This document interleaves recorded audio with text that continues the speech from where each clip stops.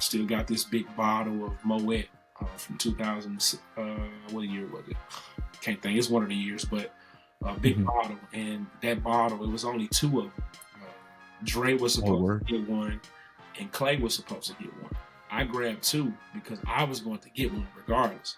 I was going to give the other one to Dre. I hit him in the back of a Sprinter van, and for some reason, somebody spotted it, and Clay ended up getting it. And at that time, Dre wasn't really tripping about it, but I knew the meaning behind it. You know what I mean? Because we had just partied in San Francisco after that championship, and we had probably sprayed like 20 of those things. I'm like, yo, these bottles ain't normal. I got to take these to the crib. You know what I mean? So stuff like that, shoes from Steph, Katie. I still got a pair of Katie USA Olympic shoes. Like I got like little small tangible things where I can always say if I was a part of this. Look, this is what I have. You know, I obviously got jerseys. I got gold medal. I got some stuff hanging. Yeah. People always ask me, like, I know you got more than that. I really do. These are just kind of, you know, all these pieces right here means a little bit more to me than what I actually have. You know what I mean? Welcome to the Raw Facts podcast. I'm your host and producer, Ben Arthur, joined by NBA agent Jacquail Jacox-Knight, better known as Juice. He is the assistant director of basketball operations for the Sports International Group. Juice, how's it going, man? Pretty good, man. Thank you for letting me be on your platform today. But all is well, man. Just busy travel schedule. No, I feel that, and we'll get into that, and you know, but for those of you listening, like we were having some technical difficulties before we started recording. Was finally able to get him in the studio, and we're straight to get going. Just for some background, like I've known Juice for a little while, but we've actually only met in person once. When I moved to Nashville. I was connected to him by my good friend, mentor, Mark Spears. He put us in touch, and you know we've been able to kind of keep up with each other for a little while now. But Juice, kind of before we really get going, I realized like I've never asked you this question. Like, where does the nickname Juice come from? That's funny, man. I get that all the time, but it's a unique story. I try not to go too in depth, but the story came from a good friend of my mom who actually helped her deliver me, basically. And obviously, you know, I was a breastfed baby, and so you know, just was always juicy, wanting a nipple. And so that's pretty much where the name came from. Got it. Original name was Juicy, but my mom, you know, she wasn't big on the CY at the end of it.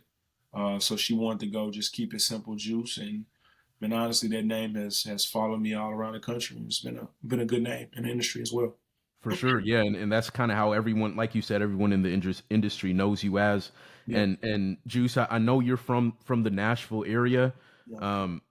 I guess what was your upbringing like, and how did you kind of come to be who you are today? Yeah, I mean, I played basketball. I played high school basketball. Went on to college and played basketball. I transferred like 3 times before I finished at MTSU. But I played, man. I was a well-known name. My mom did a lot in the community here in Nashville. My last name, Knight, is a big name here in the Nashville community from, you know, each part of the town. You know, I'm originally from West Nashville. And so when we were younger, you know, my mom worked in the Boys and Girls Club. And so a lot of the kids that are adults now, my age and my brother's age, you know, we pretty much either, you know, partially raised them or, you know, they partially was a part of the family nest of the Boys and Girls Club. And so, you know, being able to grow up in that environment, you know, it was different, you know, most of the times because, you know, you're basically sharing everything with everybody. And so, you know, it was a good upbringing. My family is deeply rooted in Nashville. And so it was a good upbringing. I learned so much. I learned, you know, at an early age how to do a lot of different things, how to be independent. My mom always, told me that I would be her golden child. I just didn't know what that meant, or, what route that was for me. And so, but yeah, man, Nashville has been home for me. And yeah, it's been it's been a thing. So nights, if you ever in trouble, say, hey, I know some nights, man. It might can get you out of trouble out here in Nashville. So Okay. that night game is deeply rooted, and that's from the spiritual side of the Christianity side of things, with Mhm. my grandparents being deeply rooted in the church, and my grandmama being a singer, back in the day, and then my Okay. parents and my uncle played in the NBA. Back in the day, my mom was a good basketball player as well, and if the WNBA was in session when she was, playing, she probably would have been a drafty because she was good. And so, basketball and family has always been a part of my life, anyways. For sure. And one of the things, Juice, that Mark had told me when he was kind of making that introduction of kind of about who you were, was your relationship with Draymond Green. And I know you had the chance to, and everyone knows who Draymond Green is. Multi-time NBA champion, a core part of kind of this Warriors dynasty, one of the best defenders of this generation of the NBA. But I know you were around him a lot, especially early in his career. I guess, what can you tell us about maybe how that relationship came about, and what that experience was like for you? Well, I think it's pretty much on the record on how it came out, but pretty much, man. My cousin played professional football. I played for the Pittsburgh Steelers. Lamar Woodley. I started working with him about 10 years ago. And it was just one of those situations where I moved out to Pittsburgh for a year, and then moved to Arizona. Then he ended up getting signed to the Oakland Raiders. And throughout that process, man, I will always be sending gear to Michigan State. And I was like, who is this gear going to? It's like, I got a little family member down there that I just like to take care of. And at that time, he was a Jordan Brand athlete, and so just imagine getting 20, the 10 to 20 pair of shoes sent to your dorm, and the whole time I find out, his going into his rookie year, the guy that I was sending it to was Draymond. And so, Mhm. being connected through him, through my cousin, and that whole Saginaw. I had my family's from Saginaw. My dad, they're from Brownsville, Tennessee, but by way of Saginaw. And so, having a lot of just friends and family from that area, I think it made the connection a little bit more sweet. And so when we finally connected at Lamar's football camp in Saginaw, we kind of hit it on. And I think at that time he was kind of, looking for, some basically some good people to be around him at that time. And so we just kind of hit it on, man, and just kind of took off from there. And Draymond has a very strong personality, like in the media, and we know kind of his persona on the court. Very very vocal, not afraid to call guys out or get into guys' faces, and we see him as he's gotten older have more of a presence in the sports media space. But as someone who really got to know him, especially when he was younger and just coming into the league, I guess maybe what can you tell us about what Draymond is like, maybe a side of him that people don't really get to see, that they only see Draymond, the basketball media personality. Well, I think I can truly say, like, what you see is kind of what you get. Far as, like, how vocal he is, the the personality that he has, him being outspoken, that's pretty much Draymond. And I think that comes from how he was brought up, his family, his mom, his uncle, all of those people that's been in his life. He's been like that. You know what I mean? And so from a positive side, I think he's a person that he grabs a lot of energy off of friends, and so Mhm. a lot of people don't know that you know he needs friends to kind of perform at the highest level.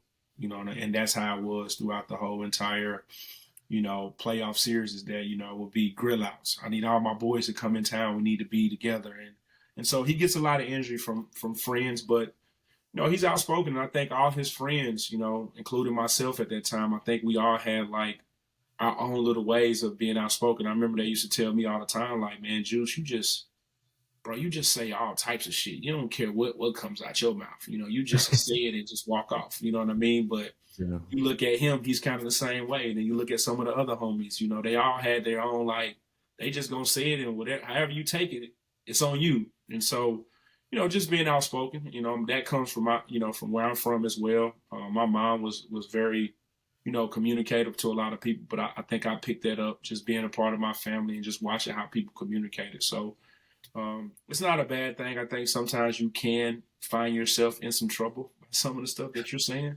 Yeah. And I think that's what we see at times with Dre. It's just, some stuff you just shouldn't say. But hey, when you're brought up a certain way, you don't want to change. And I think he's honored, his family. I think he's honored where he's from by just being who he is. And I think that's a good trait, because you see a lot of guys switch up.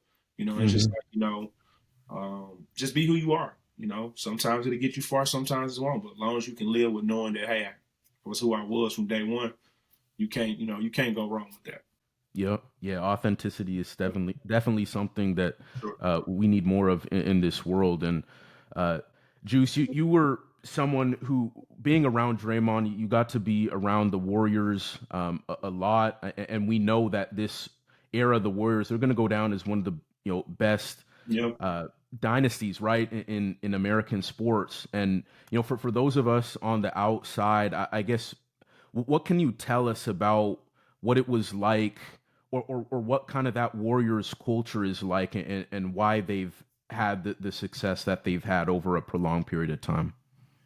Yeah, I think, man, we can go all the way back to the, Andrew Bogie days where, that it wasn't always like that. I tell people that it wasn't always how it is now, where you see Steph, Clay, and Dre. You know what I mean? And obviously, you gotta put Iguodala in there because he's a big piece of what they're doing. A lot of people don't realize that, but it was a reason on why they brought him back to be a part of just that, keeping everybody smooth. You know what I mean? And so the culture, it starts with I think it starts with the top, man. I think from day one, I know when I started to work with Dre, from day one, I think Bob Myers set the tone and just letting people know, like, hey, we're going to have a relaxed environment. Family is involved in this environment. Friends are involved in this environment, but we need to make sure we are, getting work done. And I think from a player's perspective, that says a lot. You know what I mean? Especially coming in as a young guy, you like, shoot, my family, they just see me at the games, after the games, but being able to be a part of practice, and travel on the road at times, you know what I mean? Like, that's something that it has to come from the top, and the top has to allow that. And I think once the top allowed that, and you put, structure on it, I think that, gives the guys a little bit more like, oh, we actually being treated like adults and professional athletes instead of, being treated like we just here to, get paid and play the game. And so I think from that point on, that kind of set the tone. And then from, just DG, Steph, and Clay, those guys, buying in. You got guys like Iggy, you got guys like Kevon Looney, who was a big piece, of the environment piece. And then, David West, man, like, we're talking, OG. yeah, we're talking championships and stuff on who really kept guys, in that, basically in that area of like, we got to stay locked in. We gotta stay together here. And so, the culture, man, it was good. It was good though. I was very impressed. I always tell people all the time, no matter what I decide to do in my career, I don't think I would be able to, that would not be able to be mimicked. You know what I mean? Because it was just done, the right way, I feel. And I've heard stories about, how LeBron and them used to do it. And I just don't think that it's the same there. You know what I mean? And it's the Bay. The Bay is different. It's one of the most different places in the world. You know what I mean? Because you got all walks of life. You know what I mean? So business owners, you know what I mean? Tech guys, like it was so much going on. And so, and I think just with the team itself, you couldn't get too high just because it was so much people that had so much other stuff going on that was way higher than Mhm. you. You know what I mean? So Yeah. that's what I would say to culture. And, obviously I can speak about when KD came in and, what that looked like from a whole culture piece. I think that was the first time where, guys had to kind of like, okay, we got two mega stars here. We got two mega stars, two superstars. How do we physically make this work where Steph is still the main Steph. guy? You see what I'm Yeah. saying? So it's Yeah. like Yeah. Yeah. that was a whole, escalated ride.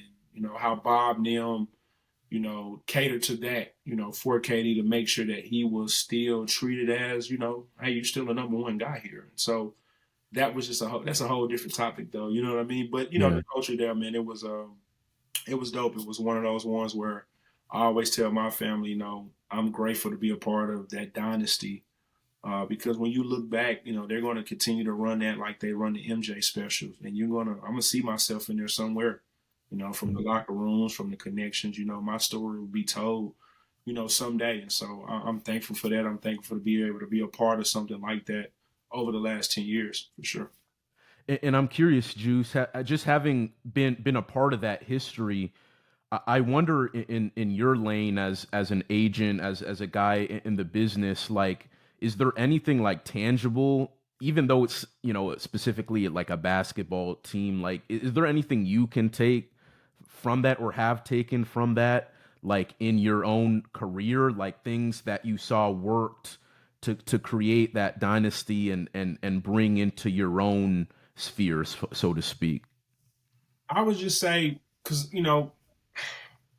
it's tough because it's a lot of different things that took place, right? And that you can take from that, and I can put the added to my field. I think one is just understanding what it's like to come to work every day. You know what I mean? No matter what is going on in your personal life, but being able to be present, and show up and be physically active and Hmm. stuff like that. I think those are things that I take, to my workspace now. It's just being able to be present, no matter what you're dealing with, because these athletes are, they're human beings. They go through a lot.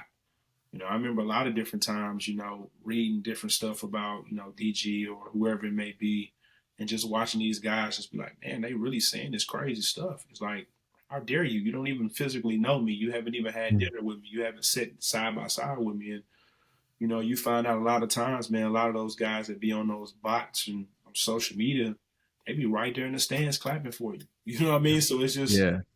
so that's what I can say. That I take with me, as far as tangible things that I've taken from, this, being a part of this dynasty. Man, I have a lot of different things that that are like my memory, points. Like I still got this big bottle of Moet from 2000. What year was it? Can't think. It's one of the years, but a big Hmm. bottle, and that bottle, it was only two of them. Dre was Oh, supposed word. to get one, and Clay was supposed to get one. I grabbed two because I was going to get one regardless. I was going to give the other one to Dre. I hit him in the back of a Sprinter van, and for some reason, somebody spotted it, and Clay ended up getting it. And at that time, Dre wasn't really tripping about it, but I knew the meaning behind it. You know what I mean? Because we had just partied in San Francisco after that championship, and we had probably sprayed like 20 of those things. I'm like, yo, these bottles ain't normal. I got to Yeah. take these to the crib. You know what I mean? So stuff like that, shoes from Steph, KD. I still got a pair of KD USA Olympic shoes. Like I got a Mm. like little small tangible things where I can always say if hey, I was a part of this. Look, this is what I have. Obviously got jerseys. I got gold medal. I got some stuff hanging. Yeah. People always ask me like, I know you got more than that. I really do. These are just kind of, all these pieces right here means a little bit more to me than what I actually have. You know what I mean? Mm. Yeah. So, but yeah, that's what I would say, man. Juice, you're the first NBA agent I've had on the show. I've had a few NFL agents Okay. to this point, but I'm curious. I mean, and I cover the NFL. I kind of know what that space is more like from a detailed standpoint. But for you, what does your kind of day to day look like, and maybe in particular, like kind of the difference between in season, when you have 82 games and you have to check in with all your clients versus off season when you have combine and draft and workouts for your clients or what have you. What does kind of that day to day look like for you? Yeah, so for me, so it's on Sports International Group on our side. On the men's side, it's basically three of us. It's Sammy. Sammy runs pretty much all our NBL. He's a dual agent, so he does women and he does men, but he runs the NBL side. Then you have my boss, which is Mike Lecheski. I work right up under him, but Mike is really into the overseas side of things, hence how we got Laurie, Alex Lynn, and Savi. Those are all international guys. And then where I come in, and I'm pretty much in charge of the American side of things, and so getting basically the American talent. And so, but pretty much my day to day, man, I do a lot of research on kids. I do a lot of research on teams, who's next up. I'm in the grassroots a lot, and it's really constant research, making sure that what you're going out of is something that's going to be fruitful, fruitful at some point. And so pretty much that's really it. Working the phones, always on the phone. I mean, my phone don't stop ringing since I've been able to connect with a lot of different people. And so talking to college coaches all the time about, what they're going after, So it's a day to day, I tell people all the time, we work Monday through Sunday. People think we get vacations, but honestly, vacations, you're still working. I haven't went on a vacation yet where my phone wasn't ringing about, hey, we got this presentation coming up. We need to prepare for this, or we got this. You know what I mean? And so, Yeah. We are a small boutique, company. But I mean, I can say since I've been a part of the company, we've been able to sit in front of, all types of kids, from first rounders to top 10s to top 5 to top 3s. You know what I mean? So it's just, it's all about, you're competing, and that's what makes it fun for me, because it's like you're competing with guys, agencies that are at the top. We wouldn't even be in that top 10. I wouldn't think. We got a client that's can be in that top 10, but far as from a company standpoint, we wouldn't be in there. So you got to go to the table as authentic as possible and unique as possible. And so that has always been my way of recruiting, is just making sure that no matter what I do, I come in authentic as possible, and I be me, I be real, I be honest. And, that has panned out for me. Sometimes you lose on them, but you still keep the relationship. And sometimes it doubles back. Well, most of the time it does double back. I can say that. So, but it's day to day. I got my little calendar here. When I log in after workouts in the morning, I come in here and I go through my notes on, who am I going to call today? Which parent I need to follow up with, which kid I need to, reach out to. Do I need to send somebody a good morning text, or is it somebody's birthday?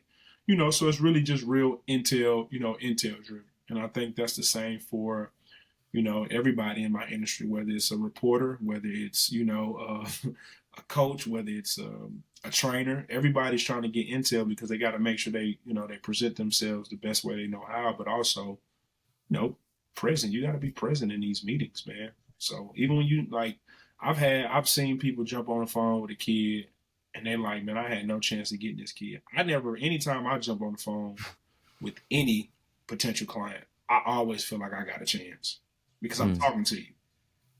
I don't got a chance when you're not picking up my phone call. But if I can get to a meeting and it's me, your parents, and yourself, then I got a chance.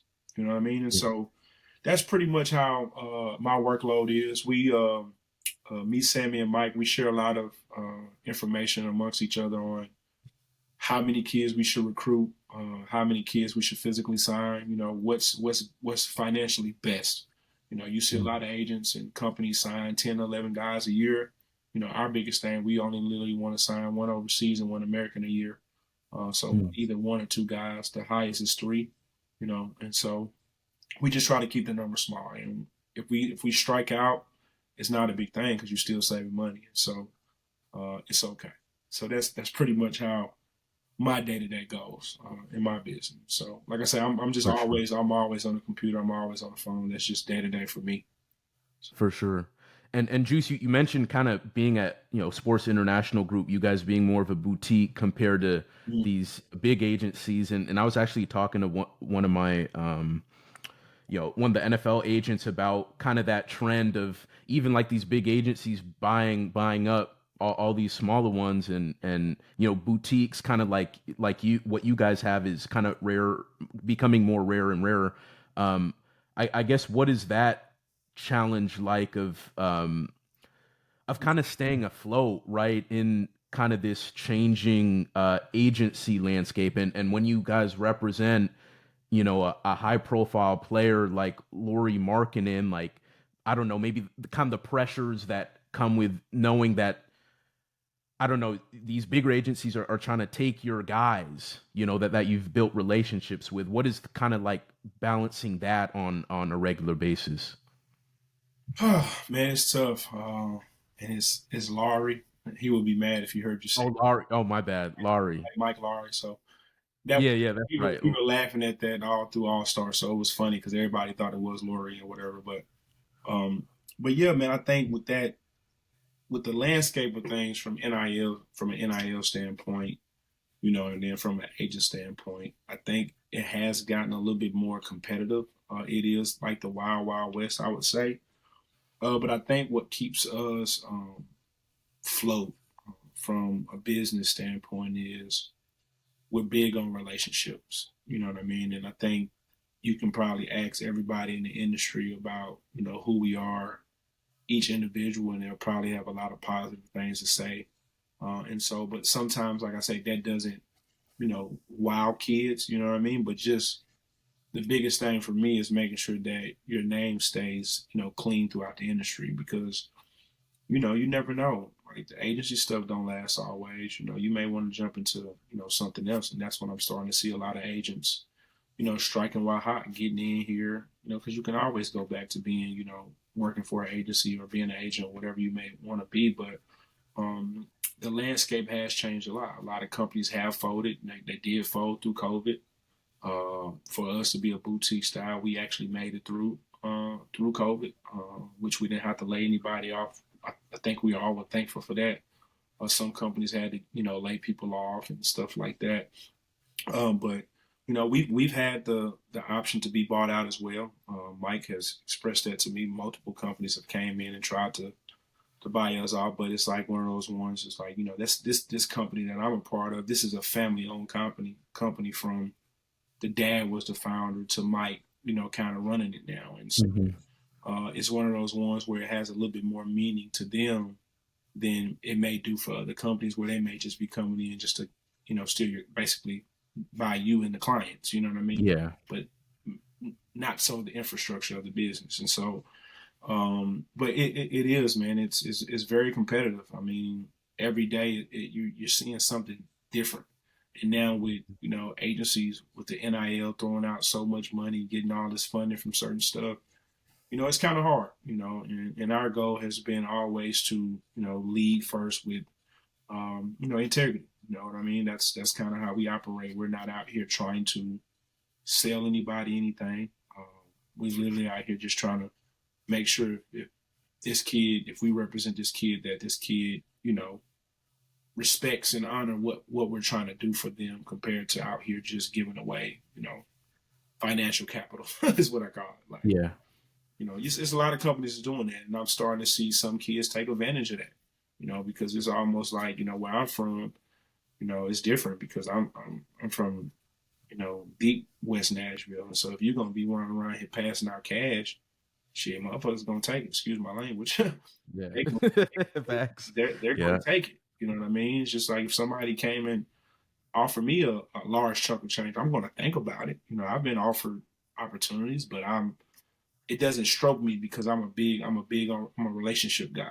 And so I need to make sure that, we connect. You know what I mean? Even with, jumping on, this podcast, like it's all about connection. I've had multiple opportunities to tell a story, but if I can't connect with you outside of this, then I don't really want to, share any, information. So Thanks. But yeah, man, it's a very competitive. I know all agents are dealing with some of the same thing. All companies are dealing with some of the same things for sure. And Juice, you've been around the NBA for quite some time now, between Draymond and the Warriors, and being an agent and whatnot. I guess, what would you say is the coolest thing uh, that you think you've been a part of to this point, just because of the nature and capacity of your job? Yeah. I would just say, man, like one thing I don't take for granted is being able to be in the arena and be able to go through the tunnels, be able to be on the floor and actually see guys go through, their pre warm ups and things in that nature. I think for me, that's something that fans are dying to pay for. You know what I mean? And we get it for free. You see what I'm saying? And so, I that's something that I'm big on. Every time I step foot in an arena, it's about me just being thankful that I have a job that I can actually wake up and be, proud of, and say, hey, I worked in the association for this long. I mean, I've been in for 11 years now. I met people that jumped in when I jumped in, and they're no longer in. So just being able to build, positive relationships. Obviously, some of my relationships came with 23 with DG, and some of them I created on my own, and those are the ones that I cherish a little bit more because you gotta know who's trying to connect with you to get to him, compared to who's trying to connect with you because of what you're doing. And so I was able to learn that very early because like I said, I had Lamar who taught me so much during my professional career on how to be a professional. I used to be, I was never, like I say, growing up where I'm from, I was never into like being a star-studded type of guy. And so that was my first thing. As long as I can get through that part, I was fine. So, running to all these big superstars that we would see on a night-to-night basis, I was never the guy like, yo, let me get a picture with you. Let me do this. That it never fazed me because in the back of my mind, shit, they started just how I started. You know what I mean? Maybe their lifestyle was just a little harder than mine, but we all wake up and put our clothes on the same. You know what I mean? And so it was just always just being thankful to be in the moment and be in that presence. And some people connect with you on that. I met some good people that, yo, man, hey, man, I don't know you that much, bro, but I watched how you move. I really like how you move in that setting, and you connect. Invite you to more stuff. You know what I mean? So I was always the fly on the wall. Mm. Anything. I never talked too much. I always was quiet. I always observed. That was my role. You know what I mean? I just kind of kept it real chill, and I learned Yeah. so much. I learned so much. So All right. Well, Juice, this has been great, and really appreciate your time, and kind of the last question for you. I guess, what's the ultimate goal for you? As you said, you've been in this around this business for 11 years now. You've accomplished a lot, made a lot of relationships. What keeps you going at this point?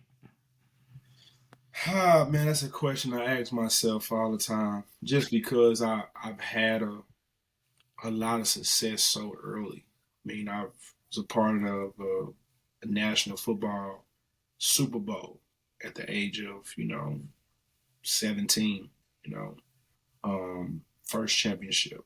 NBA championship. Then a part of another Super Bowl. So being a part of the Rio Olympics. Being amongst those great group of individuals, and being a part of just a real dynasty on multiple sides. A lot of people don't know I started on the football side first, and so that's where the hustle, football guys are different than NBA guys. And so, but long term, I would think that I would want to learn a little bit more so on the team side of things, what that looks like, how it's ran, from a financial part of it, how's money raised, stuff like that. I'm interested to see, that part of it because I think at some point I'm not saying that, I've I've maximized what I'm doing now, because I had my goal for what I'm doing now, being on the representation side, is I still want to bring a first rounder up through there. That's been my goal since I started.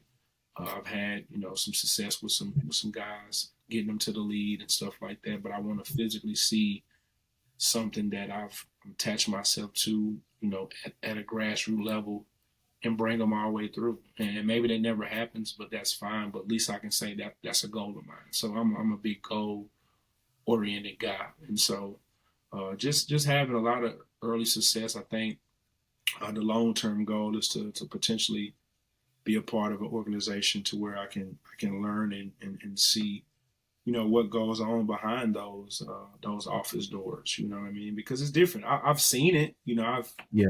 I used to walk through the Warriors front office when it was in Oakland, and so I seen what it looks like. You know what I mean? I seen how you got to approach the GM's office before you just run up in there. You know what I mean? So I would love to just see that part, man. But like I say, I'm all in on basketball. Basketball has, changed me and my family's lives, and being able to just wake up every day and do something that you love. I think, that's a huge blessing. A lot of people may take it for granted. I know I don't. Just because you can be, like I said, I've seen a lot of guys come up with me that just not doing it no more, and they're begging to get back, into the league. But for me, it's just stay with the right people, connected with the right people, was able to get a different job. When Dre left Wasserman and went over to Clutch, and I was able to fall back and get another job, and just do my thing, man. And so that would be my long term goal. And if that doesn't work, man, who knows, man? I got a lot of other stuff going on with real estate, and some businesses open up here in Nashville that I got my hands in. So I'm doing a lot of different stuff as well. And so you just never know. You just never know. So. For sure. Well, Juice, a man of many talents, clearly. Appreciate you guys for tuning in. Be sure to like, share, subscribe to the show. Appreciate y'all for consistently rocking with me. Again, this has been Juice Jacox-Knight, NBA agent with SIG. Appreciate you guys, and thank you, Juice. No, I appreciate you, man. Talk soon. Yes, sir. All right. Yep.